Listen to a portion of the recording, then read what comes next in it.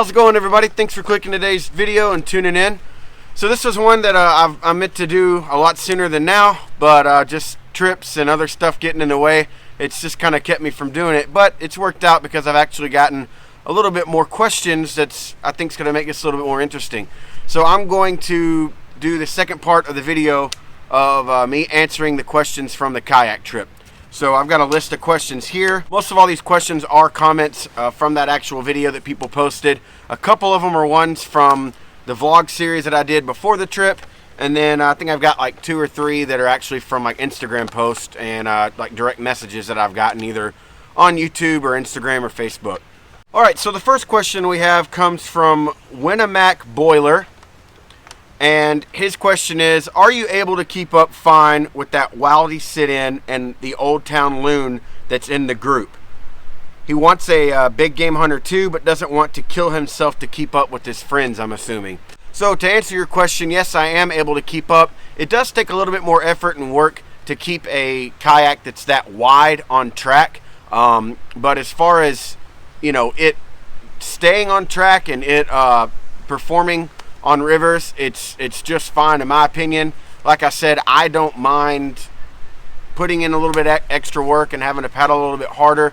It's really just after you get through with the moving water and you hit still water, you got to fight it a little bit to make sure that it doesn't turn on you real quick. It responds really well. There were multiple times on this trip that I would get through some fast water, and then I'd have to pull off to the side real quick because I'd be thinking that maybe someone was going to flip at that point, and I'd want to try to grab their gear, maybe help them out if they did flip. And it turns into, you know, eddies really easy. It just does really well, a lot more surprising than what you'd think for a boat that size. As far as the Loon goes, I'm not really sure. I can't testify to Dave's boat, but I do know that he learned a lot about it after that first day and all the crazy water. And he seemed to be very impressed with it. So maybe that's something, Dave, that you do a video to answer that question for this subscriber of mine. The next question that I've got is from Moretti Pyrotechnics. He asked, what do you recommend for food? I have a 10-foot sit-in kayak. Would you suggest a dry bag? So I'm a big proponent when it comes to kayak camping to you pack to your boat. So and that's with any trip for me really, you pack to your conveyance. If I'm taking my truck on a camping trip, I'm going to be bringing a cooler and a bunch of other stuff that I may not ever use, but it's going to stay in the truck and I'll have it if I need it. So with your boat, you got to, for one, know your weight limit, and I'm sure you looked into that when you got it. With it being a 10-foot, I don't know if it's so you said it's a 10-foot sit-in kayak.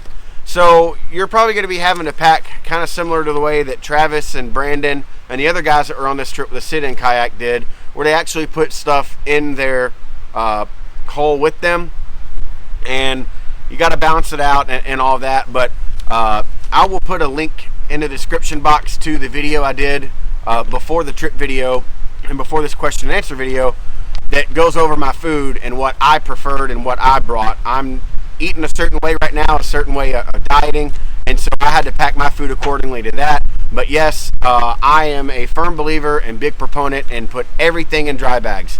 I've got a really great watertight dry storage on my boat that I can store inside the boat, lock it down, and it's never once leaked on me. But even then, I dry bag everything, and stuff that I absolutely can't get wet, like sleeping gear and my inside of my tent, I double bag that, either in a contractor bag and dry bag or something else. As far as your food goes, just try to bring stuff that you enjoy. Kind of see it as a way that this is a trip to treat yourself. So maybe bring stuff that you normally wouldn't eat at home. It just kind of makes the trip more lively. And if you are having a full day of paddling, going home and finding your camp and setting up your home and all that for the night and enjoying something really good to eat, there's just nothing better than that. So bring stuff that doesn't need to be refrigerated. And like I said, I think I give a good amount of items and choices in that food video. So Moretti Pyrotechnics, look in the description box for the link to that video.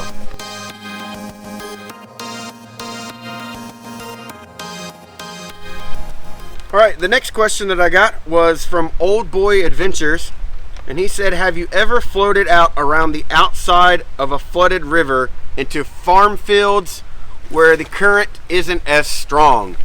No, I have not. I have floated on the outsides of flooded or swollen rivers to, creeks that aren't as bad, but it's just an area kind of thing. We don't have, in this area, especially me being in the city, we don't have farm fields that rivers and stuff run through. So I'm sure that'd be pretty fun, and you'd also probably get some pretty good fishing and stuff done there in that kind of environment.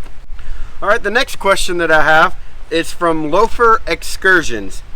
And they asked, what are the key reasons that you went with a sit-on-top kayak rather than a sit-in? So there's a few. I'll try not to get too long-winded about it. Before I actually got the kayak that I have, I had the opportunity to see and test and kind of be around kayaks a good amount because of my job. Working for a outdoor recreation company where we shuttle and put people on the river and off the river, over 100 and something boats, rental boats in the kayak fleet or whatever. I got to try a lot. For recreation day purposes and stuff, sit-in kayaks are great for me. They do track very well. They maneuver very well. A 10-foot to 11-foot sit-in kayak, you just can't beat it as far as being out on a lake or something for the day and maneuvering it and whatnot. But I wanted something a little bit more versatile. I wanted something that I could not only take out for the day and enjoy paddling and being on, I wanted something very stable. I wanted something that I could stand up in if I wanted, and I also wanted something that had a very high weight limit to where I could get more bang for my buck, and I could pack it up for a kayak trip. I could pack it down with fishing gear. If I wanted to, I guess I could pack it down for hunting, camping kind of stuff. So the more I looked into it, I found that there were sit-in kayaks that had good weight limits and had, good storage and all of that, but they didn't give me all of the options. They didn't allow me to stand up, and the stability is just night and day as far as when it comes to a sit-on-top kayak and a sit-in kayak. So that was the biggest reason why I went with the sit-in. It just fit me and the area that I'm in and the things that I enjoy doing on it. There's pros and cons with both. Like I mentioned from one of the other earlier questions, it doesn't track as well or maneuver as well, especially when it's dead water or really windy. You're sitting more on top of the water and not as down in deep in the water. But it's just something I've gotten used to. I got a little bit longer paddle. I know that it's going to take a little bit more work, and I've just adjusted to it. So I really enjoy my sit on top, and I like the fact that I can just jump off and get on whenever I want. I never was a fan of my legs and feet and knees being inside a boat and having to wiggle myself out or almost get a leg cramp trying to get out of the dang thing. So that's why I went with the sit on top kayak. Great question, by the way. All right, next is Carlos Sepulveda. Dr. Carlos, thanks for the comment. I recognize you from the Wolf Customs group. You asked, what type of kayak, if there are any, do you recommend to be used at both the ocean and lakes? Thanks. Sit on top kayaks. If you do any kind of video watching on YouTube when it comes to ocean activities, you hands down see more sit on top kayaks than sit in. A big reason for that, again, is the stability, the fact that they kind of sit more on top of the water also and not far down in the water, so your current and your waves, it kind of goes over the top of them instead of you having to cut through them, I guess. I don't have a lot of experience on ocean waters and all that, but I do know I see more people on sit on top kayaks in the ocean than sit in kayaks, unless you're wanting to do those crazy long distances and whatever.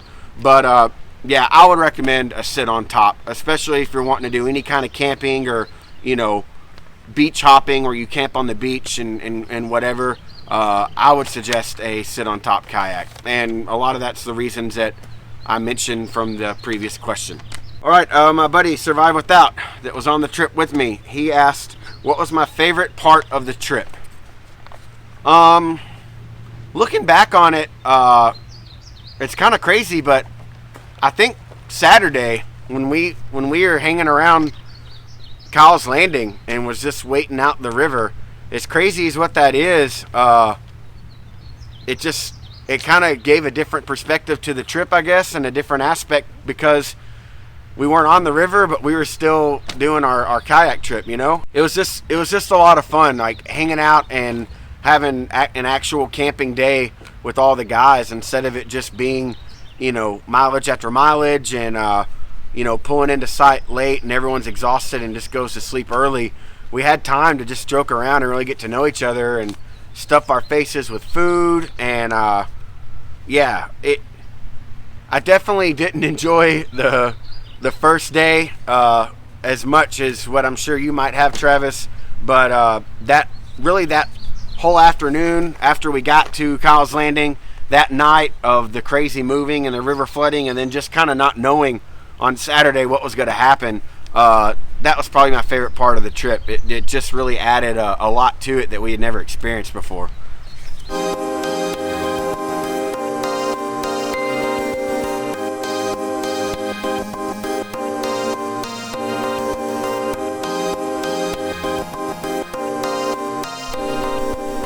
All right, the next question that I got was from Down East Primitive Skills. They asked, how did the guitar hold up after the spill? How did you get started in music? Self-taught, part of your youth home life, parents musically inclined? Did you have a teacher? ? So a few questions there.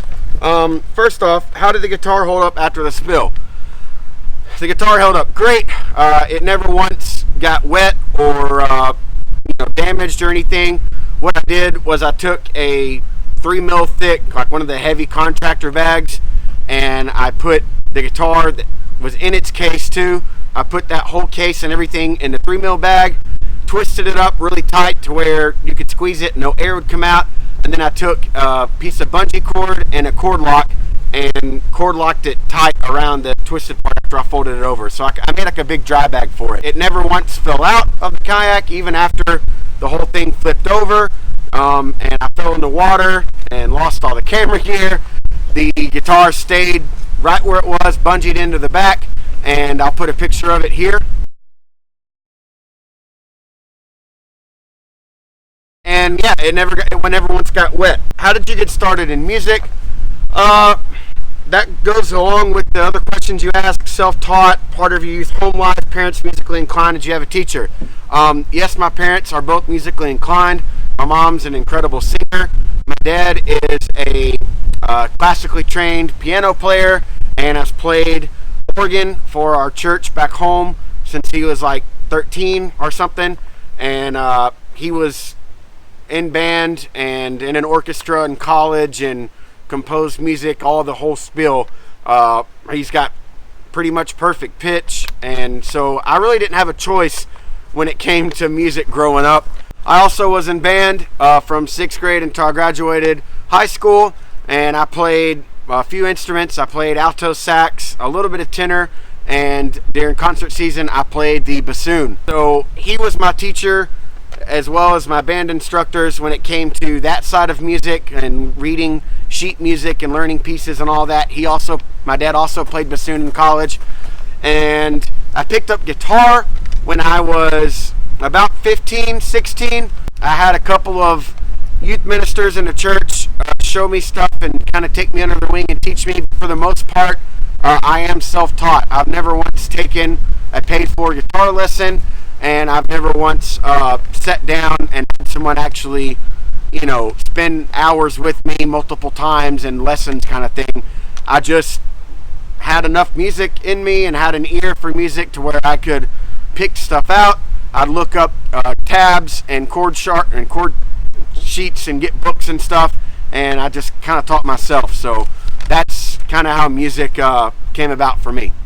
So the last two questions that I have actually come from Instagram. One of them was a direct message, and the other one was just a comment on one of the pictures I posted from the trip. The first one, they asked, what camera equipment did you lose and how? The how part was just kind of a dumb mistake on my part. Basically, I didn't have the gear that I lost strapped to the boat. And my reason for that was it was something that I was constantly pulling out to put my phone in and film. And it just kind of got annoying there in the beginning to, not have quick access to it. And I should have known better because it was the first day that we lost it, and that's whenever the river was going nuts and all the flooding and the crazy rapids and stuff. So I knew I wasn't going to be getting to film that much, and I ended up not getting to.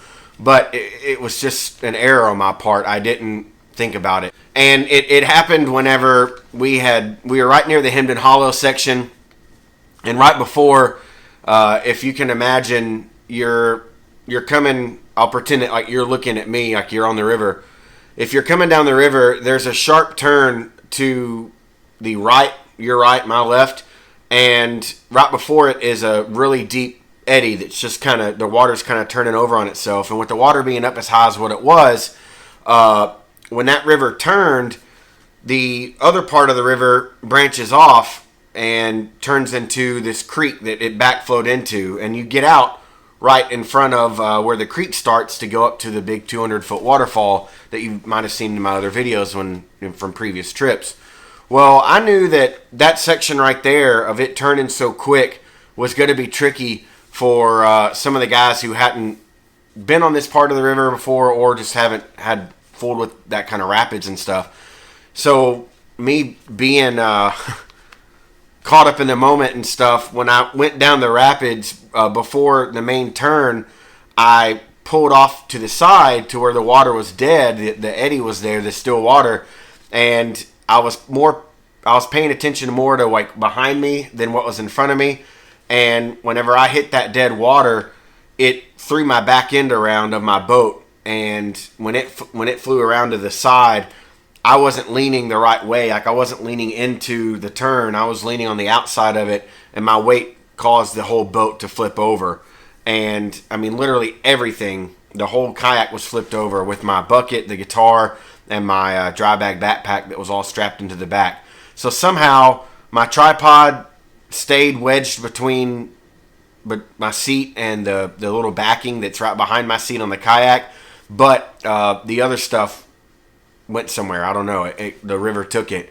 So I had to swim and get out from under the boat, and my instincts just kind of kicked in, and I immediately started like swimming towards the shore, and at the same time waiting for the front end of the boat to drift around because I knew I could grab hold of the pull handle that's on the front of my boat.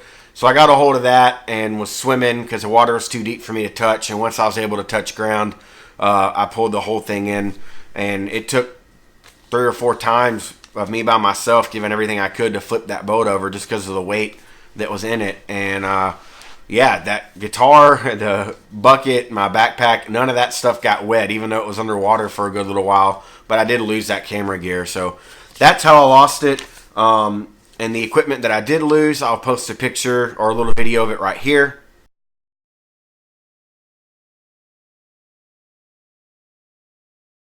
So all in all, I've since gotten that stuff over again. Thank goodness that my microphone wasn't attached to it. It was in a Ziploc bag in my little dry box because I was like, I'm not going to fool with trying to get good audio. This microphone isn't waterproof. The L bracket and the pistol grip handle and the actual mount for my phone, I knew wouldn't be that bad in the water, but that's unfortunately what I lost.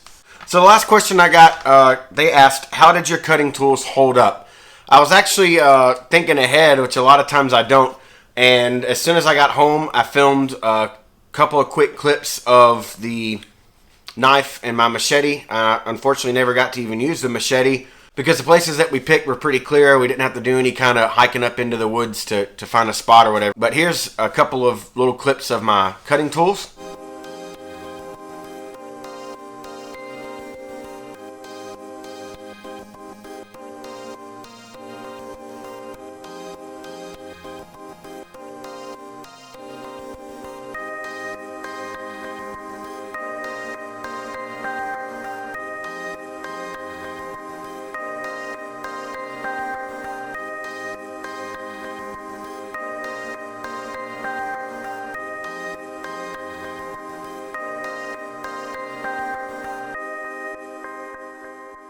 So as you can see, there was a little bit of rusting. It was mainly just surface rust on my GNS, the AEBL stainless. It cleaned right up. I just took some steel wool and rubbed it off, and there wasn't any kind of staining or anything. The machete was in a little bit worse of wear compared to the GNS, but again, the same thing. I just treat them as tools. They're not anything that I'm afraid of. If they do get a little bit of surface rust on them, I just use the steel wool, rub it off, and then I put a good coat of the of frog lube. I like using the frog lube stuff. You can get it on Amazon, and it works really, really well. That's what my tools looked like. Yeah, no worse for wear. They're still working great, and both of them are still really sharp.